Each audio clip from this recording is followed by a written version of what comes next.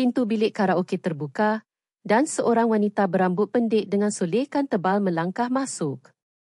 Dengan pakaian yang mendedahkan dada dan wajah tanpa ekspresi, dia duduk di kerusi. Pada saat itu, seorang lelaki berusia 60-an yang sedang menghabiskan birnya dalam diam, terkejut seluruh badannya. Wanita itu adalah Suraya, kakak ipar isterinya yang telah meninggal dunia akibat leukemia 3 tahun lalu. Suraya? Awak buat apa kat sini? Suara lelaki itu, Haji Mansur, bergetar dan pandangan mata wanita itu dingin. Pada saat itu, hatinya bercampur aduk dengan kekeliruan, rasa bersalah dan emosi yang tidak dapat dijelaskan. Namun, dia tidak tahu bahawa itu hanyalah permulaan. Selepas malam itu, kehidupan Haji Mansur berubah sepenuhnya. Dan sekarang, kami akan menceritakan kebenaran di sebalik hari itu yang tidak pernah dijangka oleh sesiapa pun. Sebelum kita mulakan, jangan lupa untuk menekan subscribe dan like di bawah. Semuanya percuma. Haji Mansur, 67 tahun, telah bekerja keras seumur hidupnya di sebuah kilang pembuatan berskala kecil. Ujian besar pertama dalam hidupnya datang 3 tahun lalu apabila isterinya, Hajah Salmah, tiba-tiba didiagnosis dengan leukemia. Sayang, jangan risau. Kita akan hadapi ini bersama. Mansur tanpa teragak-agak berhenti kerja di syarikat yang telah dia bekerja selama 30 tahun. Ini demi menjaga isterinya. Tetapi realiti tidak mudah. Ubat-ubatan yang diperlukan untuk rawatan leukemia terlalu mahal dan tidak dilindungi insurans. Dia terpaksa menjual rumah dan mengeluarkan semua simpanannya. Masih tidak cukup, dia terpaksa mengambil pinjaman. Ayah, jangan risau pasal duit. Saya akan bantu. Anak perempuan tunggal mereka, Shakira, yang telah berkahwin dan tinggal di Johor Bahru, turut membantu seadanya. Tetapi kos perubatan seperti mencurahkan air ke dalam baldi yang bocor. Selepas setahun setengah berjuang, isterinya akhirnya meninggal dunia. Selepas selesai pengebumian, yang tinggal hanyalah timbunan hutang. Shakira sering menelefon untuk bertanya kabar, tetapi dia juga kelihatan susah payah menguruskan rumah tangga dan 2 orang anaknya di Johor Bahru. Mansur tidak mahu menjadi beban kepada anak perempuannya. Jadi, dia memilih untuk tinggal di rumah sewa bilik sewa yang sangat kecil. Dia tinggal sendirian di sebuah bilik kecil dengan sewa 350 RM sebulan dan bekerja sambilan memunggah barang bungkusan untuk meneruskan hidup. Pada usia 67 tahun, bekerja dari jam 5 pagi hingga 10 malam bukanlah mudah, tetapi dia terpaksa hidup. Alah, Abang Mansur, kenapa muka asyik muram je? Apa ada dalam hidup ni? Jom malam ni kita pergi karaoke, panggil Aro, enjoy sakan. Pada suatu hari, selepas kerja, rakan sekerjanya, Kio, seorang lelaki berusia 50-an, menarik Mansur untuk minum bersama dan berkata, tak naklah. Saya tak buat benda-benda macam tu. Alah, Abang Mansur ni, kenapa serius sangat? Jomlah panggil Aro. Boleh urut-urut sikit, lepaskan stres. Abang pun manusia biasa. Kadang-kadang perlukan benda macam tu, kan?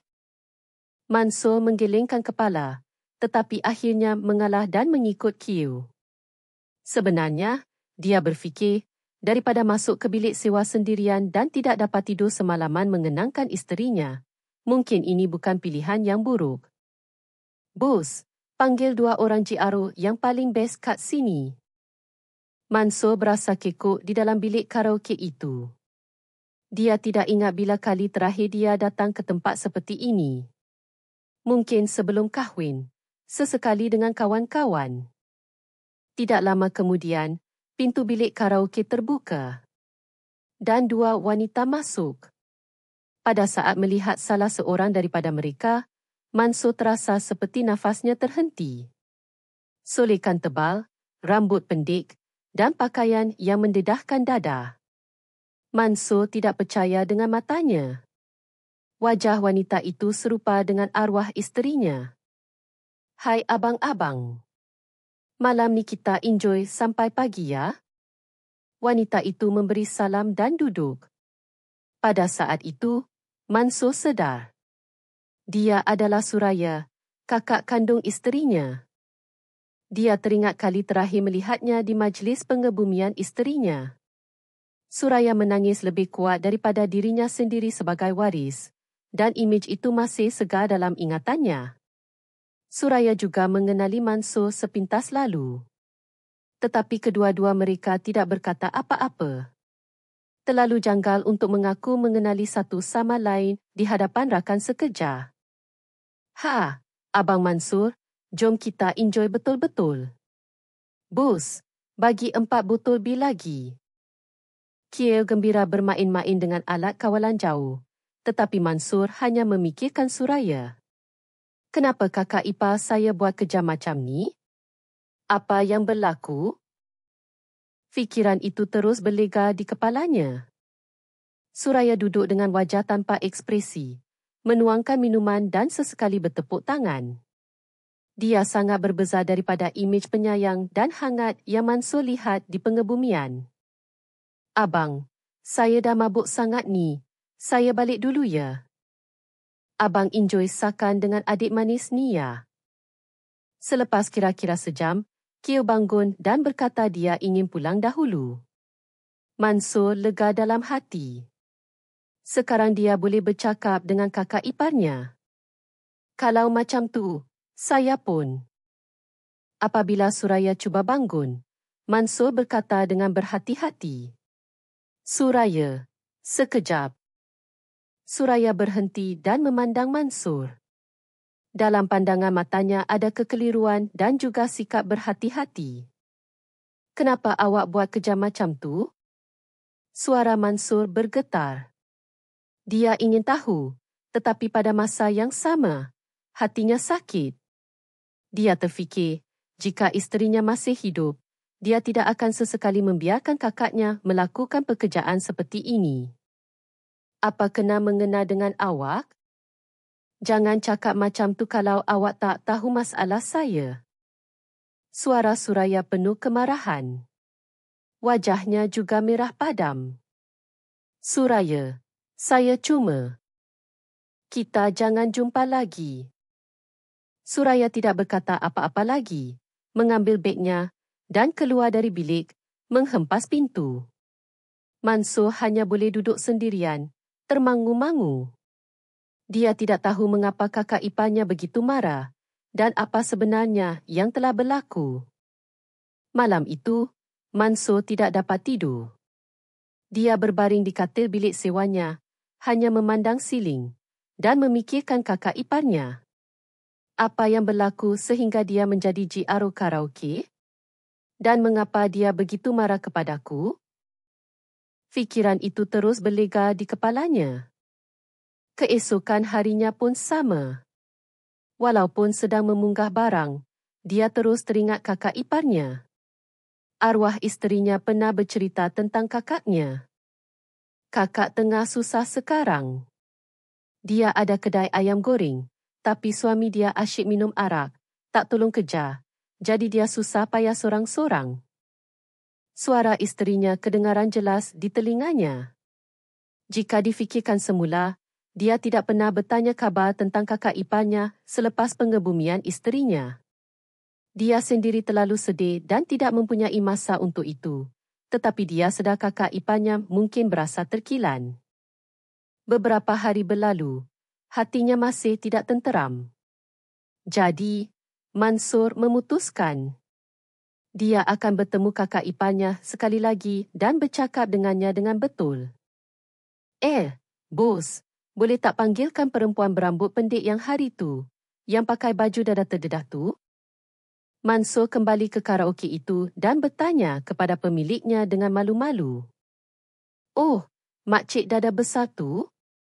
Kejap saya panggilkan. Pemilik itu tersengi dan menjawab. Mansur berasa tidak selesa tetapi menahannya. Tidak lama kemudian, pintu terbuka dan Suraya masuk. Solekan dan pakaiannya sama seperti kali pertama. Tetapi wajahnya kelihatan lebih dingin. Awak nak apa dari saya sekarang ni? Suraya menyegah sebaik sahaja dia membuka pintu. Saya cuma nak bercakap. Itu saja. Mansur terkejut dan mengangkat tangannya. Dia benar-benar tidak ada niat lain. Suraya teragak-agak untuk keluar. Dia kelihatan ragu-ragu, kemudian duduk seolah-olah pasrah. Nak cakap apa?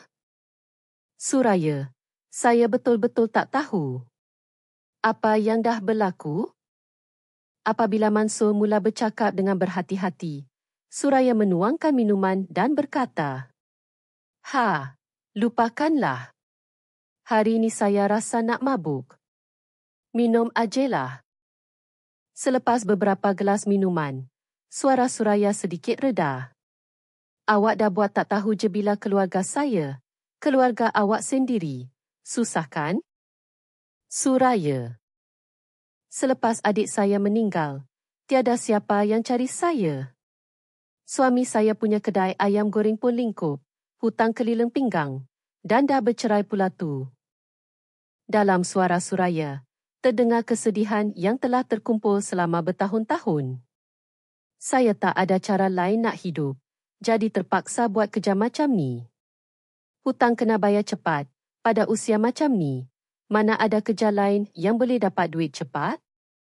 Mansur menundukkan kepala dalam diam. Dia berfikir bahawa dia telah melakukan kesalahan besar. Dia hanya tenggelam dalam kesedihan kehilangan isterinya, tanpa memikirkan kesakitan orang lain. Suraya, saya betul-betul minta maaf.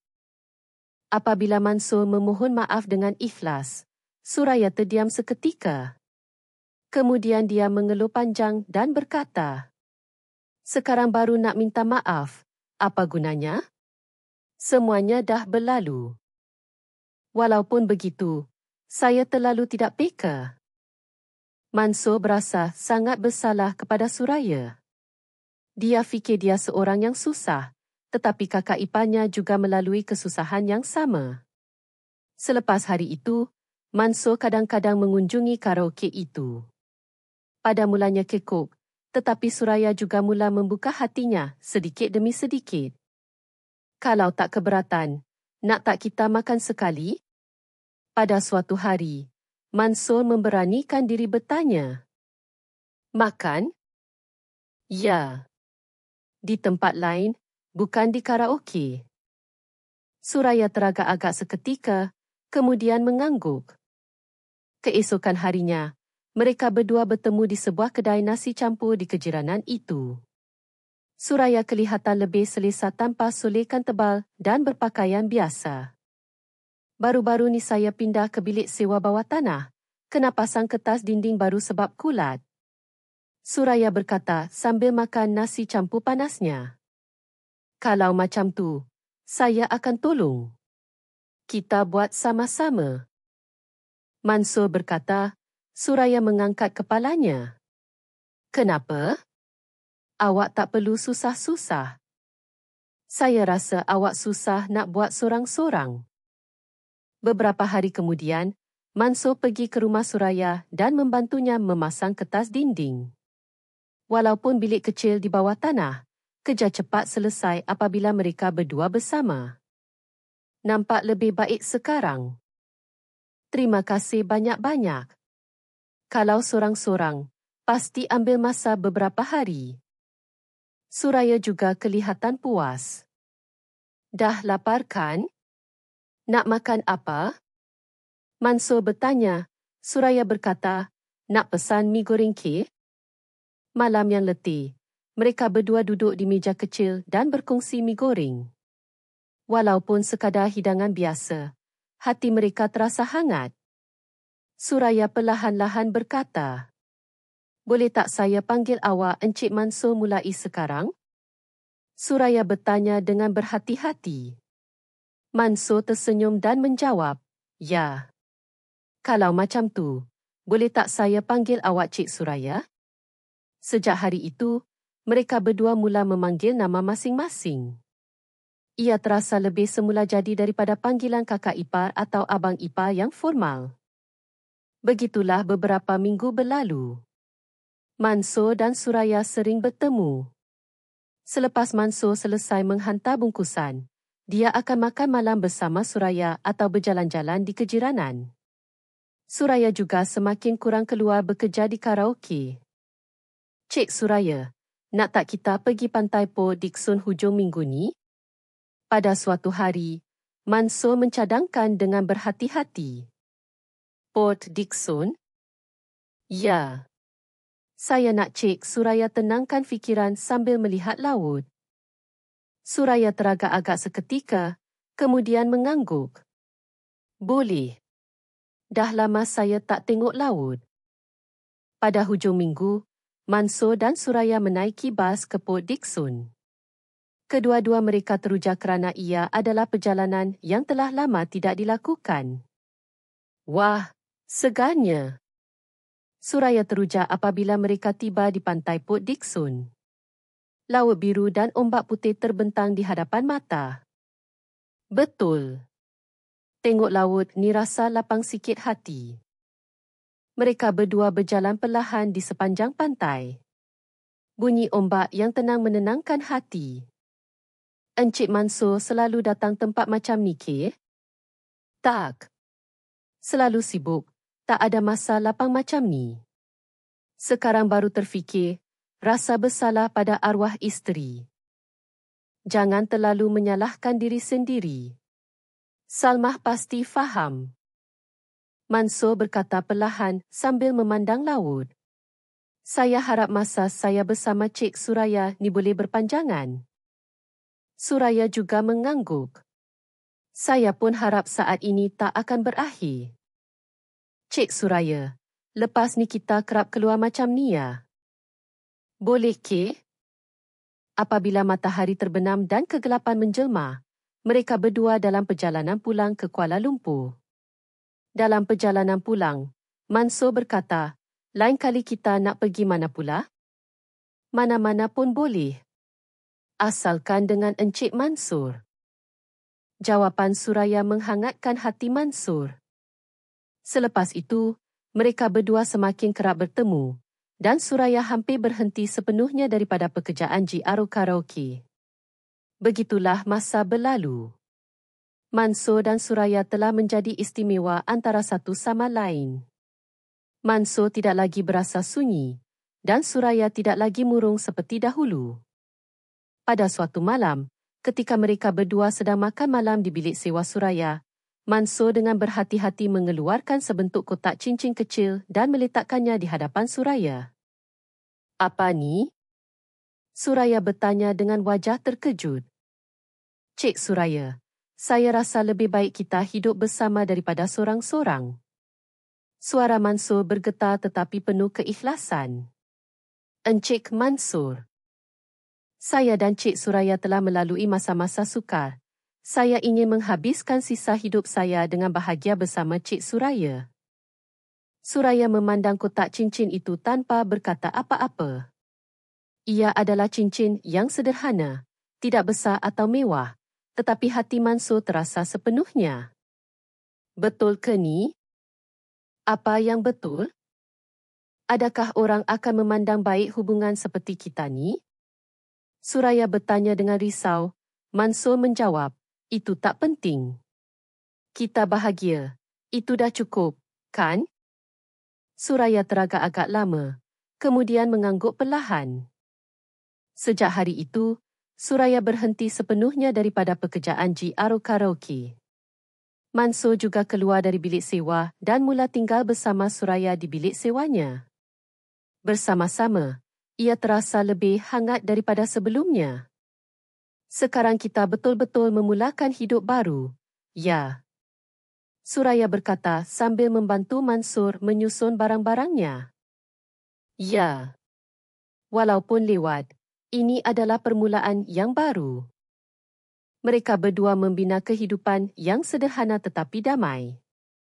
Mansur masih bekerja menghantar bungkusan dan Suraya mula bekerja di sebuah pasaraya berdekatan rumah. Pada waktu petang, mereka akan membeli belah bersama dan memasak makan malam bersama, merasakan kebahagiaan yang kecil. Namun, ketenangan ini tidak bertahan lama. Masalah timbul dari tempat yang tidak disangka-sangka. Pada lewat malam, telefon bimbit Suraya berdering.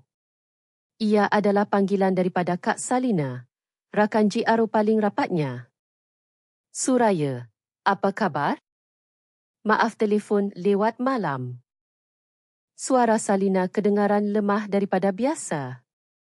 Kak Salina, suara akak lemah sangat. Akak tak sihat ke? Ya. Badan saya sakit sangat. Tak boleh pergi kerja hari ni. Tapi ada masalah. Ada pelanggan tetap yang dah tempah. Bila saya cakap tak boleh pergi hari ni, dia kata kena panggil orang lain juga. Tapi dia tak nak kalau bukan perempuan dada besar macam saya. Selain saya, cuma awak je yang ada dada besar. Kan, Suraya? Suraya berada dalam dilema. Dia sudah lama berhenti kerja GRO dan tidak mahu kembali. Suraya, tolonglah saya sekali ni je. Tolong gantikan saya ya.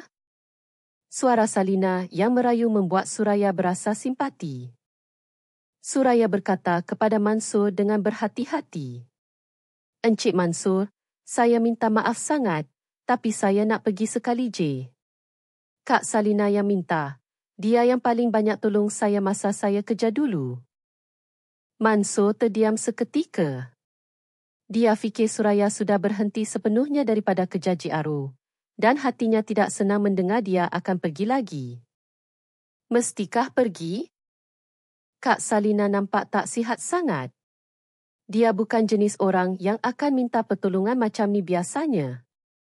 Suraya juga tidak rela, tetapi Salina telah banyak membantunya, jadi sukar untuk menolak. Baiklah. Pergilah. Mansur mengangguk dengan berat hati. Malam itu, di bilik karaoke tempat Suraya pergi, ada seorang pelanggan yang tidak disangka-sangka. Ia adalah anak saudara Suraya, Ami. Dia datang ke karaoke itu untuk majlis makan malam syarikatnya. Ah, kenapa lambat sangat? Siapa ni? Makcik. Ami terkejut apabila mengenali Suraya. Suraya juga terkejut, tetapi sudah terlambat. Ami, kenapa awak kat sini? Majlis makan malam syarikat. Tapi makcik buat apa kat sini? Anak saudaranya terkejut apabila mengetahui makciknya bekerja sebagai GRO karaoke. Dan beberapa hari kemudian, dia memberitahu keluarganya. Keluarga Suraya gempar. Mereka tidak tahu langsung apa pekerjaan Suraya selama ini. Kakak buat kerja GRO karaoke? Tak salah tengok ke? Tetapi keterangan anak saudaranya jelas dan ahli keluarga marah. Beberapa hari kemudian, ahli keluarga Suraya berkumpul di hadapan bilik sewa bawah tanahnya. Mereka mengetuk pintu dan menjerit. Suraya, buka pintu. Apa yang kau buat kat dalam tu? Suraya ketakutan dan memandang Mansur. Apabila Mansur membuka pintu, ahli keluarga melihatnya bersama Suraya dan menjadi lebih marah. Apa ni? Sejak bila korang berdua ada hubungan macam ni? Dah le kerja GRO memalukan, kau hidup pula dengan suami adik kau yang dah mati? Macam mana nak tunjuk muka kad orang kampung nanti? Cecaan daripada ahli keluarga berterusan. Suraya menundukkan kepala sambil menangis dan Mansur berdiri diam menghalang mereka. Cukuplah. Mansur berkata dengan suara lantang. Kau siapa nak menyibuk? Cik Suraya tak buat salah apa-apa. Dia tak kacau orang lain. Jadi apa salahnya? Kata-kata Mansur membuat ahli keluarga semakin marah. Memang tak tahu malu. Dah le hidup dengan kakak ipar arwah isteri. Berani pula nak meninggi suara? Suraya menangis terisak-isak dan berkata, cukuplah. Semua orang, cukuplah. Tetapi kemarahan ahli keluarga tidak mudah reda. Selepas ahli keluarga pulang, bilik sewa bawah tanah itu diselubungi kesunyian yang berat. Suraya terus menangis di sofa, dan Mansur tidak tahu bagaimana untuk menenangkannya, hanya duduk di sisinya. Encik Mansur, saya minta maaf, Suraya berkata sambil menyeka air matanya. Kenapa minta maaf? Bukan salah Cik Suraya. Sebab saya dah menyusahkan Encik Mansur dengan hal macam ni. Tak apa. Kita tak buat salah, kan? Tetapi hati Suraya tidak mudah tenang. Pandangan dingin dan kata-kata cecaan ahli keluarga terus berlega di kepalanya. Beberapa hari berlalu, Suraya masih murung. Dia tidak dapat menumpukan perhatian di tempat kerja di pasaraya dan tidak dapat tidur lena pada waktu malam. Pada suatu hari, telefon bimbit Mansur berdering. Ia adalah panggilan daripada anak perempuannya, Shakira. Ayah, saya dah tahu semuanya. Suara Shakira berhati-hati. Shakira, itu. Mansur risau apa yang akan dikatakan anak perempuannya. Dia menjangkakan Shakira akan menerimanya dengan negatif. Tapi saya tak kisah. Kalau ayah bahagia, dengan siapapun ayah bersama, saya tak kisah. Mansur terkejut dengan kata-kata Shakira. Ia adalah reaksi yang sama sekali berbeza daripada yang dia jangkakan. Betul ke? Ya. Selepas ibu meninggal, betapa susahnya ayah? Saya sedih sangat tengok ayah duduk sorang-sorang di bilik sewa. Suara Shakira bercampur dengan air mata. Saya akan sentiasa menyokong ayah. Mansur terharu dan menundukkan kepalanya. Hatinya tersentuh apabila anak perempuannya berkata begitu. Shakira, terima kasih banyak. Ayah kena bahagia. Itu juga yang ibu inginkan. Selepas meletakkan telefon, Mansur menyampaikan kata-kata anaknya kepada Suraya. Betul ke? Suraya juga kelihatan terkejut. Ya. Shakira faham kita. Syukurlah. Saya risau kalau Shakira pun membantah. Wajah Suraya buat kali pertama menunjukkan ekspresi ceria. Malam itu, Suraya berkata kepada Mansur, Encik Mansur, saya dah buat keputusan. Apa dia?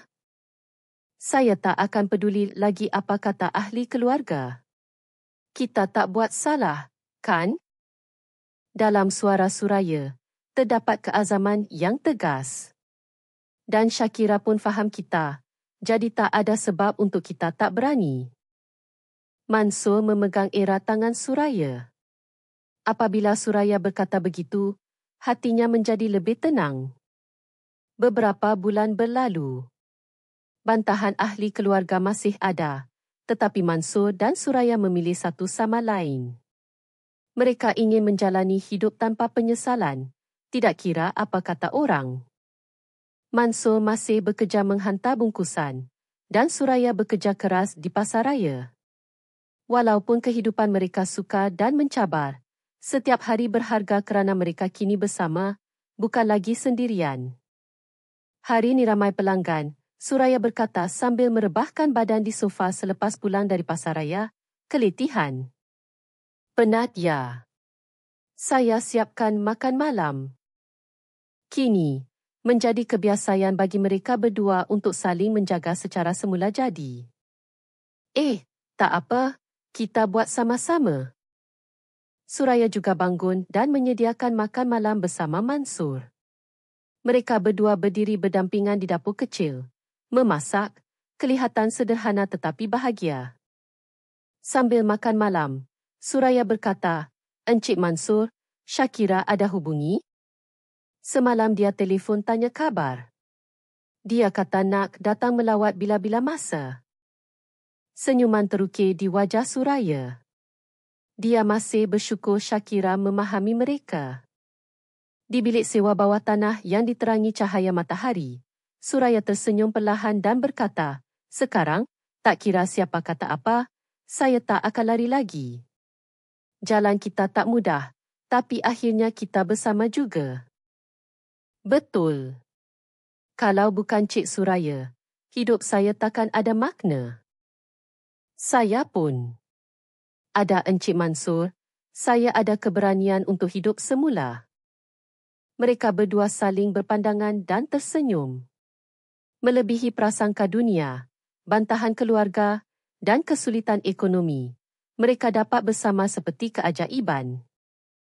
Malam itu, mereka berdua berpegangan tangan mesra dan berjalan-jalan di kejiranan. Tahun depan musim bunga kita nak melancong ke mana? Mana-mana pun boleh. Asalkan dengan Cik Suraya. Kalau macam tu, jom kita pergi tengok bunga. Boleh. Harap musim bunga dengan bunga-bunga sakura yang mekar cepat tiba. Perbualan mereka sederhana, tetapi di dalamnya terkandung kasih sayang yang mendalam antara satu sama lain dan harapan untuk masa depan. Walaupun mereka bertemu di penghujung usia, ada kegembiraan seperti baru bermula. Walaupun terlambat, mereka telah menemukan cinta sejati, dan dengan adanya satu sama lain, mereka tidak lagi kesepian. Cinta bermula bukan dengan usia, tetapi dengan pemahaman dan hiburan. Tidak kira betapa lewatnya, tidak kira betapa sukanya, asalkan ada hati yang ikhlas menyayangi satu sama lain. Musim bunga yang baru boleh datang semula pada bila-bila masa. Seperti Mansur dan Suraya. Terima kasih kerana menonton.